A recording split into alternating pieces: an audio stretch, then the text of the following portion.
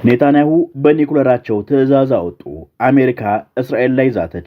የመካከለኛው ምስራቅ ምድር ዳግም በጦርነት ሰደድ እሳት ልትለበለብ የሰዓታት ዕድሜ ብቻ የቀራት የሚመስል እጅግ አደገኛ ውጥረት ውስጥ የምትገኝ ሲሆን የዓለም ኢኮኖሚ የደም ስርና የጥቁር ወርቅ መተላለፊያ የሆነችው ጠባቧ የሆርሙዝ ወሽመጥ በኢራን የብረት መጋረጃ ዳግም ተዘግታለች።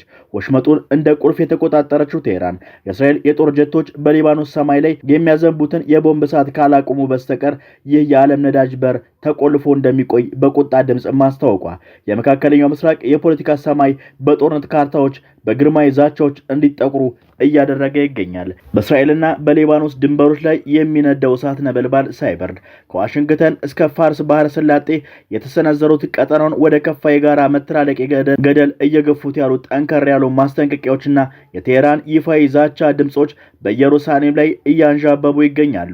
ዶናልድ ትራምፕም በእስራኤል ላይ ኃይለ ቃል አውጥተዋል። የሪፐብሊካኑ መሪ ዶናልድ ትራምፕና የኢራን ከፍተኛ ባለስልጣናት በአንድ ድምጽ በእስራኤል ላይ የሰነዘሩት የጥቃት ማስፈራሪያ እንዲሁም የአጋሮቿ ፊት መዞር በቴል አቪቭ የደህንነት ቢሮዎች ውስጥ ከፍተኛ መነቃቃትንና ድንጋጤን የፈጠረ ሲሆን ይህን ተከትሎ የኔታንያሁ መንግስት ቃላትን በተግባር ለመመለስ የወሰነ ይመስላል። ጠቅላይ ሚኒስትር ቤንያሚን ኔታንያሁ የዓለምን የደህንነት ሚዛን ሊያናጋ የሚችል አስፈሪ ውሳኔ በማሳለፍ የሀገሪቱን የመጨረሻ መከላከያ የእስራኤልን ሚስጥራዊ የኒውክሌር አቅም በከፍተኛ ጥንቃቄና በተጠንቀቅ ዝግጁ እንዲሆን ትዕዛዝ አስተላልፈዋል። በዚህም መሰረት የእስራኤል የምድር የአየርና የባህር ኃይል የኒውክሌር የጦር መሳሪያዎቻቸውን ከተቀበሩበት ስውር ምሽግ አውጥተው ዝግጁ እንዲያደርጉ ታዘዋል። የዋይት ሃውስ ጌታው ዶናልድ ትራምፕ በእስራኤል ላይ ያላቸውን ብርቱ ቁጣ በይፋ አንስተው እስራኤል ለሰላም የተዘረጉ እጆችን እያጨናገፈች ክልላዊ ስምምነቶችን እያበላሸች ነው በሚል ገዢዎቿን በኃይለኛ ቃላት ወቅሰዋል። ይህን ቁጣ ይበልጥ ያበረቱትና ለዘመናት በአሜሪካና በእስራኤል መካከል ተገንብቶ በነበረው የብረት ምሽግ ላይ የጸብ ሽብልቅን የሰነጠቁት ምክትል ፕሬዚዳንቱ ጄዲ ቫንስ ለቴል አቪቭ በላኩት ጠንካራ መልእክት እስራኤል ዛሬ የቆመችው በአሜሪካ ዘመናዊ የጦር መሳሪያዎች ደጋፊነት መሆኑን አስታውሰው ለዋሽንግተን ትዕዛዝ የማትገዛና በገዛ ፈቃዷ የምትፈነጭ ከሆነ ከባድ አደጋ እንደሚጠብቃት አስጠንቅቀዋል። እስራኤል በታሪኳ የኒውክሌር ባለቤት የመሆኗ በይፋ አምና አታውቅም። በተመሳሳይ መልኩ የለኝም ብላም አታስተባብልም። ይህ የዓመታት የማደናገሪያ ፖሊሲ ጠላቶቿን የህልውና አደጋ እንዳይደቅኑባት የምትጠቀምበት ረቂቅ ስነ ልቦና ጦርነት የማስፈራሪያ ስትራቴጂ ቢሆንም እንደ CIPRI ያሉ የዓለም አቀፍ የስትራቴጂ ጥናት ተቋማት እስራኤል ከ80 እስከ 200 የሚደርሱ የሚገድሉ አስፈሪ የኒውክሌር የጦር አውራጆችን በሚስጥር ሳትይዝ እንዳልቀረች ግን ይገመግማል።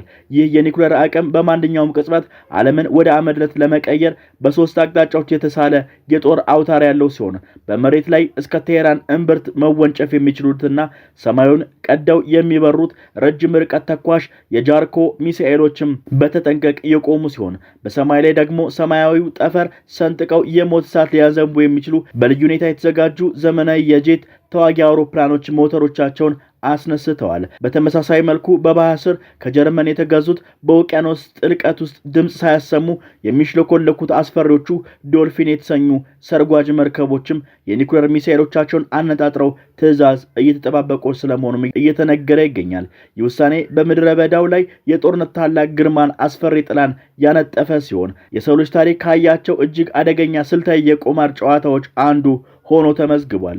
የኔታንያሁ የጦር ከበሮ መምታት ግን ቴህራንን አላስፈራትም።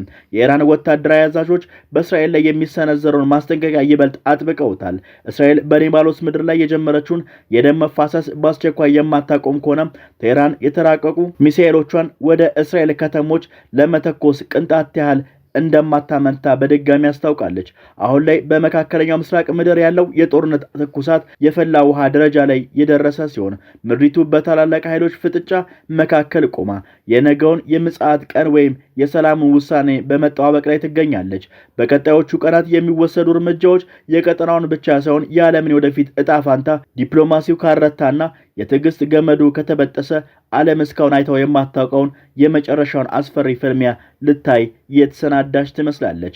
በዚህ ታላላቅ ኃይሎች ፍጥጫ መካከል በማራኪዋ ስዊዘርላንድ ጄኔቫ ከተማ በስተጀርባ የኢራንና የአሜሪካ ከፍተኛ ዲፕሎማቶች የቃላት ፍልሚያና ሚስጥራዊ ውይይት የጀመሩ ቢሆንም ከዋሽንግተን የስልጣን ማማ የተሰጠው ነጎድጓድ ግን በቴል አቪቭ ሰማይ ላይ ያልተጠበቀ ድንጋጤን ፈጥሯል።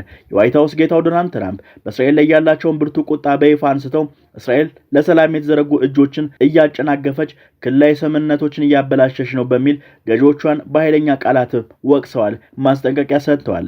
ይህን ቁጣ ይበልጥ ያበረቱት ለዘመናት የአሜሪካን በእስራኤል መካከል ተገንብቶ የነበረውን የብረት ምሽግ ላይ የጸብ ሽብልቅ በማስገባት ስንጥቁን ያሰፉት ደግሞ ምክትል ፕሬዚዳንቱ ጄዲ ቫንስ ለቴል አቪቭ በላኩት ጠንካራ መልእክት ነው። እስራኤል ዛሬ ላይ የቆመችው በአሜሪካ ዘመናዊና የጦር መሳሪያዎች ድጋፍ መሆኑን እንድትረሳ አንፈልግም።